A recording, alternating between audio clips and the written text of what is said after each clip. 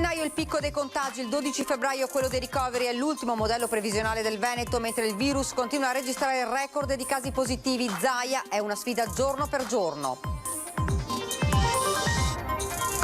Sempre più urgente il tema delle quarantene da contatto che l'INPS non copre più a livello economico come malattia, l'allarme delle aziende, difficoltà enorme che si aggiunge alla carenza di personale costretto a casa.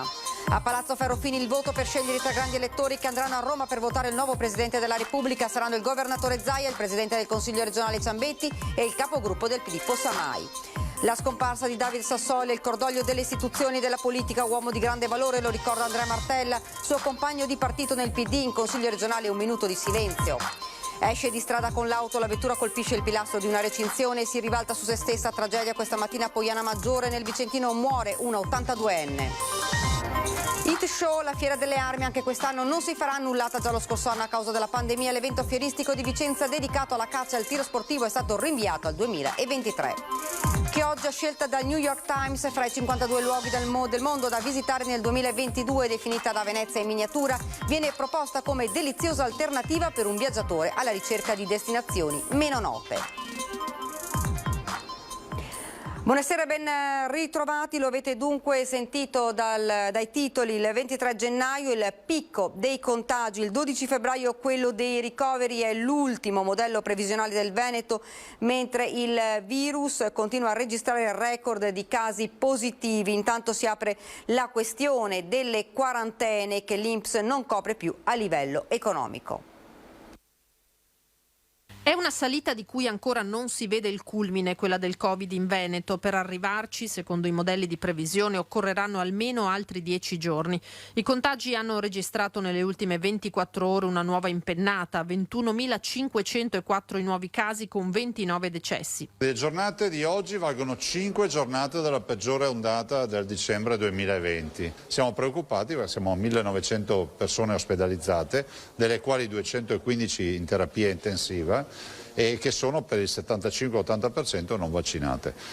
E la sfida è una sfida quotidiana, abbiamo una previsione in un modello che ci dà il picco dei contagi al 23 di gennaio e il picco delle ospedalizzazioni verso il 12 di febbraio.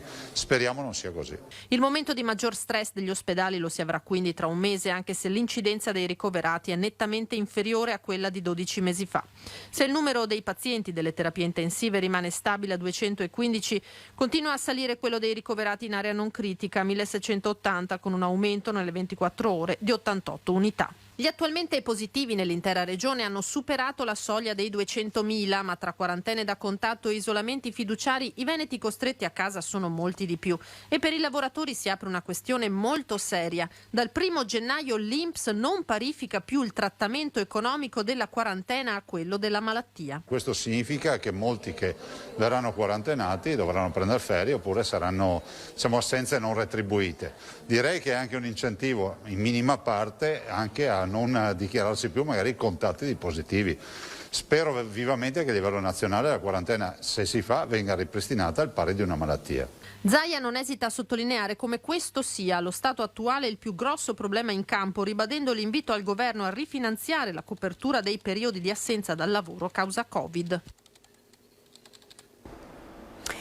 Rifinanziare il fondo INPS per equiparare le quarantene fiduciarie alla malattia è l'appello di Confartigianato Treviso che lancia al governo alla luce dell'elevato numero di operai delle aziende trevigiane attualmente in isolamento.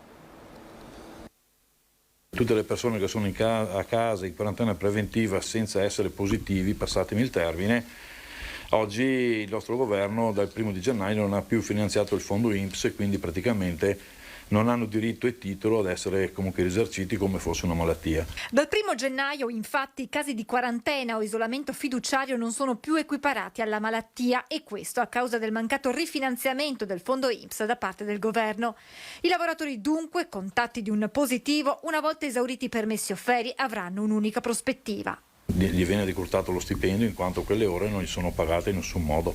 In questo momento nella Marca Trevigiana sono 40.000 cittadini in quarantena o in isolamento, una situazione che si riflette anche nelle aziende artigiane del territorio in forte sofferenza proprio per i numerosi dipendenti a casa perché positivi o contatti stretti, ai quali si aggiunge l'ormai cronica carenza di personale specializzato. Questo fa sì che le nostre aziende siano in ulteriore carenza di manodopera, quella che avevano comunque loro, che gestivano nella propria azienda, e quindi si somma anche la difficoltà di essere capaci a consegnare quelle che sono le commesse. Se da un lato il settore amministrativo può ovviare a questa situazione con lo smart working, il lavoro agile non può certo applicarsi al settore dei tecnici operai che rappresentano il 90% della forza lavoro. Dagli artigiani dunque un accorato appello al governo. La possibilità di poter al governo di poter rifinanziare questo fondo, che l'anno scorso erano 188 milioni di euro.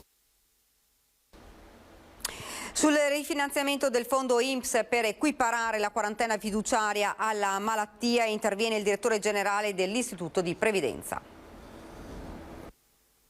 Siccome si tratta di una misura straordinaria e il finanziamento ha un limite sia sotto un profilo di quelli che sono gli importi sia della durata, è chiaro che una volta scaduto il termine previsto ed esaurite le risorse, a livello politico si deve trovare una nuova intesa per rifinanziare. Non è un processo, diciamo così, immediato. Comunque c'è un processo di valutazione. Probabilmente, ripeto, il fatto di essere partiti con un certo tipo di profilo di vaccinazione, terze dosi, il fatto che si è intervenuti semplificando molto il regime delle quarantene, può anche essere stato visto come un aspetto decisivo, nel senso che per chi proprio non riesce, non può operare in smart working, che è l'altra leva che è stata non a caso estesa proprio in questi giorni per effetto della circolare congiunta Ministro del Lavoro Orlando, Ministro della Funzione Pubblica Brunetta, ecco, per chi non riesce a accedere allo smart working e diciamo il lavoro in fabbrica, il lavoro diciamo così manuale, il lavoro artigianale è proprio tra queste fattispecie, quello che è astrattamente previsto sono ricorso a ferie o permessi retribuiti. Diciamo che chiaramente è una strada penalizzante e un aspetto, come dicevo prima, non esente da rischio che poi il lavoratore magari ometta di segnalare per non perderci, no, il contatto.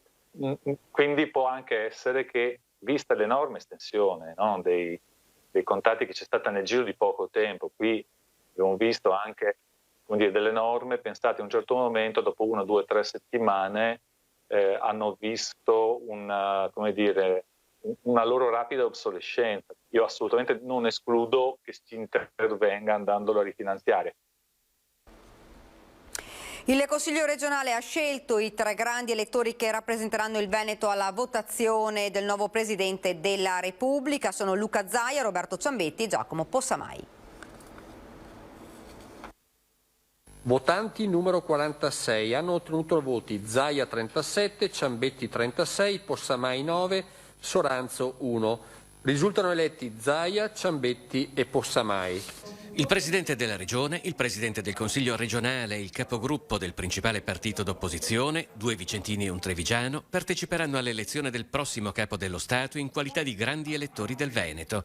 Il Parlamento è stato convocato in seduta comune per la prima votazione il 24 gennaio. Immagino che il 24 la prima votazione sarà una votazione, diciamo, che non ci porterà a un'elezione, visto e considerato che il Covid imporrà una votazione al giorno, probabilmente darà vita a un 24 ore di riflessioni tra le segretarie del partito, visto e considerato che il Presidente della Repubblica lo elegge il Parlamento. Le previsioni sono difficili perché il tentativo è di convergere su un nome che possa raccogliere il maggior consenso possibile e il PD, ad esempio, non intende trattare sulla candidatura di Berlusconi. Sono schermaglie che da qua al 24 di gennaio le vedremo in tutte, declinate in tutte le maniere.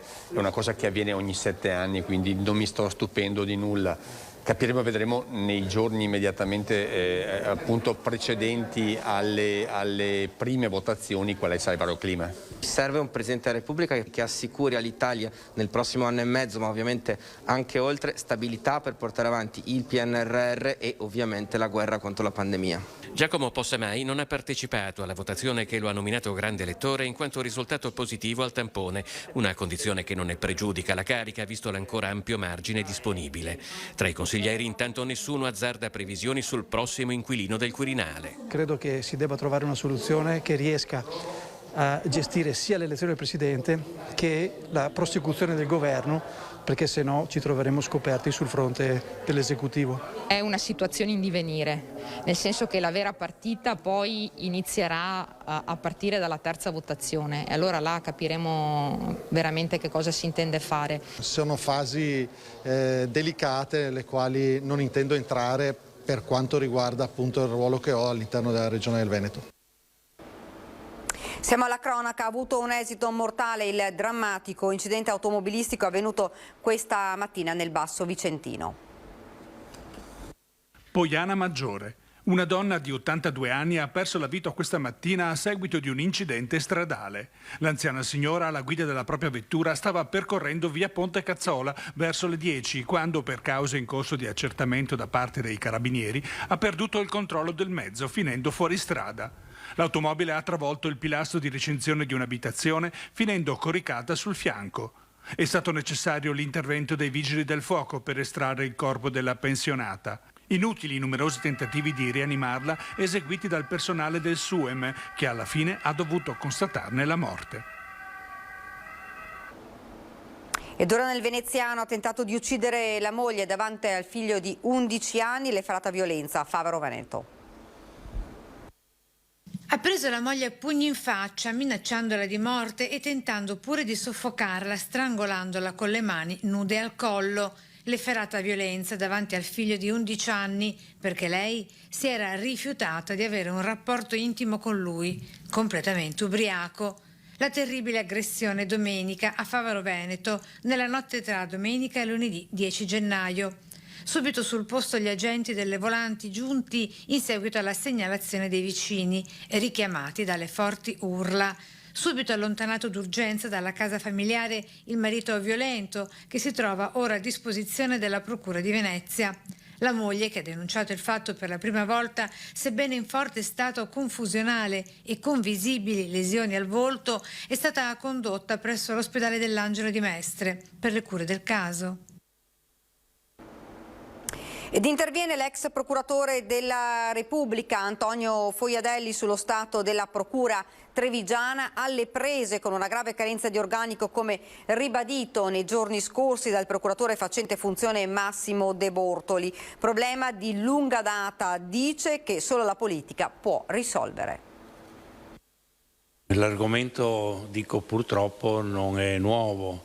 E nonostante gli appelli, nonostante i cosiddetti interessamenti anche della classe politica, la situazione non è cambiata, anzi diciamo pure che è peggiorata. E sono aumentate le difficoltà di funzionamento di Palazzo di Giustizia, come denunciato nuovamente nei giorni scorsi dal procuratore reggente Massimo De Bortoli, da un lato perché sempre più cittadini si rivolgono alla magistratura per risolvere le loro controversie, dice l'ex capo della procura trevigiana Foiadelli, dall'altro perché il mondo giudiziario ha un'urgente necessità di adeguarsi a queste esigenze sempre maggiori. Si tratta di risorse finanziarie, ma si tratterebbe anche di una operazione di riammodernamento dell'impianto giustizia, intesa non come giustizia ideale ma come giustizia servizio da rendere ai cittadini.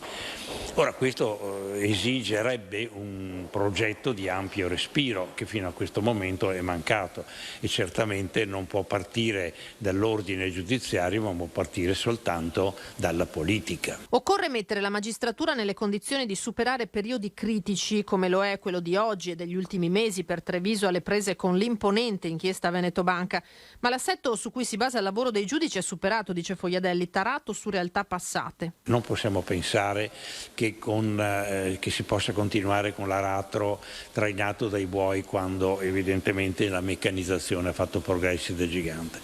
È così anche in quello che è stato il mio mondo, ecco.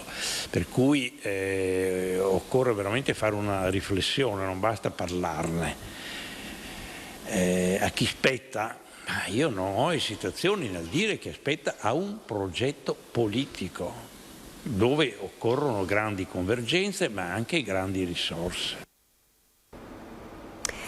Oggi l'addio a David Sassoli, presidente del Parlamento europeo e giornalista televisivo. Il mondo politico ed istituzionale si è fermato per ricordarlo.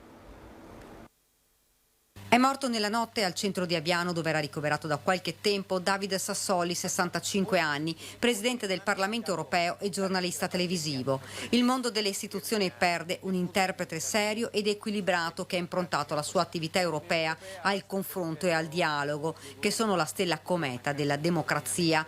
Queste le parole del presidente Zaia. La giornata, ha aggiunto, è iniziata in maniera davvero triste. Andrea Martella del Partito Democratico ha voluto ricordare un uomo di grande umanità. Una persona che ho avuto la fortuna di conoscere, di grande generosità, di grande umanità, un uomo di equilibrio, un uomo delle istituzioni che ha contribuito a costruire questa nuova Europa che è l'orizzonte dentro il quale con più solidarietà stiamo affrontando la fase difficile che abbiamo da tempo attorno a noi. E quindi il dolore per la sua perdita è davvero immenso e non lo dimenticheremo, un uomo veramente di grande valore. A Palazzo Ferrofini il presidente del Consiglio regionale Roberto Ciambetti ha ricordato 3 figure che hanno segnato la storia politica, filosofica e culturale del Veneto. Enrico Berti, filosofo e professore emerito dell'Università di Padova, Antonio Prezioso, insegnante ed amministratore pubblico, e David Sassoli. Innanzitutto il presidente del Parlamento europeo David Sassoli, che come capo delegazione italiana al Comitato delle Regioni Europee ho conosciuto personalmente a Bruxelles e del quale mi colpì la correttezza istituzionale ma anche la grande disponibilità umana e l'attenzione posta alle esigenze delle regioni, delle città e dei territori, sentiti come elementi determinanti nell'architettura democratica europea. Come Presidente del Parlamento ha sempre sollecitato l'avvio di un'opera di trasparenza e dialogo con i cittadini, convinto com'era della necessità di rafforzare e rilanciare il ruolo politico dell'Assemblea rappresentativa e di tutto il popolo europeo. Poi il minuto di silenzio dei consiglieri regionali. Tutto il mondo istituzionale oggi si è fermato per salutare il Presidente del Parlamento europeo. Da Roma a Bruxelles, il Premier Draghi ci ha lasciato un uomo di grande generosità, un grande vuoto per il Presidente della Repubblica Mattarella. Ed ora ci fermiamo per qualche istante di pubblicità.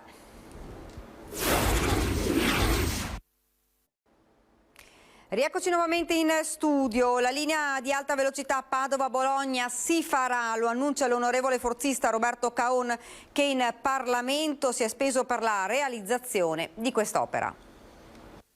Siamo a un buon punto, il governo su mia sollecitazione sono riuscito a farla inserire dentro nelle opere strategiche per il finanziamento dei progetti di fattibilità. L'alta velocità tra Padova e Bologna può partire. Un gioco di parole per dire che un'opera importantissima per il trasporto di merci e persone sta per realizzarsi. Un'infrastruttura che garantirebbe al territorio un aumento che oscilla tra i 2 e i 3 punti di PIL. Verrebbe eliminato il collo di bottiglia per il trasporto delle merci, attualmente molto penalizzato e fonte di danni economici rilevanti. A livello turistico si può aprire una porta di un treno al giorno per tutto quanto il complesso delle terme e colli euganei. Va a servire la più grande città, la città più conosciuta al mondo, che è Venezia, e a livello culturale si possono mettere in contatto gli studenti tra l'università più storica d'Europa, Bologna, con un'altra grande università molto storica che è quella di Padova. Un'opera che va a completare un asse fondamentale sia per l'economia regionale che nazionale. Non solo economia però, anche l'ambiente avrà ricadute positive. Spostando molto traffico dalla gomma alla rotaia, si abbasseranno i tempi di spostamento e le polveri sottili. Entro il 2025 arriveranno i primi cantieri. Sono stanziati 55 miliardi per questo tipo di opere. I tempi, dobbiamo spendere i soldi del PNRR entro il 2026, perciò entro diciamo così, il 2025 si devono vedere già i primi cantieri. Dopo la decisione del Consiglio di Stato sarà bandita una gara europea per la gestione delle concessioni demaniali per tutelare i nostri imprenditori. Il Veneto ha già approvato una legge apposita che potrebbe venire estesa anche alle altre regioni. Per questo oggi l'assessore Caner ha scritto al Ministro al Turismo Massimo Garavaglia. Concessioni demaniali per il litorale, il Veneto non aspetta, chiama subito in causa il Ministro per il Turismo Massimo Garavaglia. Ho scritto al Ministro perché ovviamente c'è stata una sentenza del Consiglio di Stato che ci dice che in sostanza dobbiamo andare a gara nelle nuove concessioni demaniali. Questo ci va bene, ma dobbiamo farlo con una legge nazionale che ci tuteli. Infatti, se da una parte le offerte per le concessioni ora verranno assegnate per bandi aperti a tutta Europa, dall'altra il Veneto con una legge regionale difende l'operato dei nostri imprenditori da un pericolo reale. Il pericolo è che ci sia qualche magari anche straniero che concorre legittimamente alla gara, che possa anche vincerla e quindi gestire le nostre concessioni demaniali. Fin qua questo è anche nulla di male, il problema è che noi abbiamo dei concessionari che magari negli anni hanno investito e che rischiano di non vedere riconosciuto il lavoro che è stato fatto. Ma il Veneto va oltre, guardando al futuro e non solo turistico dei nostri arenili. Prevediamo anche il fatto che sia possibile tener conto quando si va a gara anche dei nuovi propositi, cioè degli investimenti che un concessionario vuole fare. Penso per esempio alla difesa del suolo. Noi abbiamo purtroppo il tema dei ripascimenti, dell'erosione della costa, sappiamo il cambiamento climatico cosa ha comportato in questi ultimi anni e quindi vogliamo anche che i concessionari facciano degli investimenti sul territorio. Tutte queste cose secondo noi devono essere scritte in una legge al più presto, in maniera da dare anche sicurezza al mondo degli operatori. La preoccupante diffusione dei contagio ha convinto la Fiera di Vicenza ad annullare la prima manifestazione in programma quest'anno. It Show, la Fiera delle Armi, quest'anno non si farà. Prima rinviata e poi annullata già lo scorso anno a causa della pandemia, l'importante evento fieristico dedicato alla caccia e al tiro sportivo è stato rinviato al 2023, sempre a causa del Covid. L'elevato numero di contagi, infatti, ha convinto gli organizzatori ad annullare l'evento programmato a metà febbraio, rinviandolo di un anno. La manifestazione capace di mobilitare 40.000 visitatori è il primo evento fieristico cancellato del 2022. Chioggia scelta dal New York Times fra i 52 luoghi del mondo da visitare nel 2022. Chioggia, una Venezia in miniatura, in realtà più antica della Serenissima, viene proposta come deliziosa alternativa per un viaggiatore alla ricerca di destinazioni meno note. Scrive il quotidiano. Il New York Times osserva che mentre Venezia si preoccupa di venire nuovamente sopraffatta dal turismo di massa dopo la fine della pandemia, la visita di altri luoghi della laguna ricchi di cultura come Chioggia può contribuire ad allentare la pressione per gli eccessi del turismo. Insomma, è più a misura d'uomo. Sono 3 le località in Italia scelte dal New York Times, con Chioggia, Napoli e Courmayeur definite destinazioni di viaggio per un mondo cambiato. E questa era la nostra ultima notizia, vi lascio alle nostre previsioni del tempo. Grazie per averci seguito e buona serata a tutti.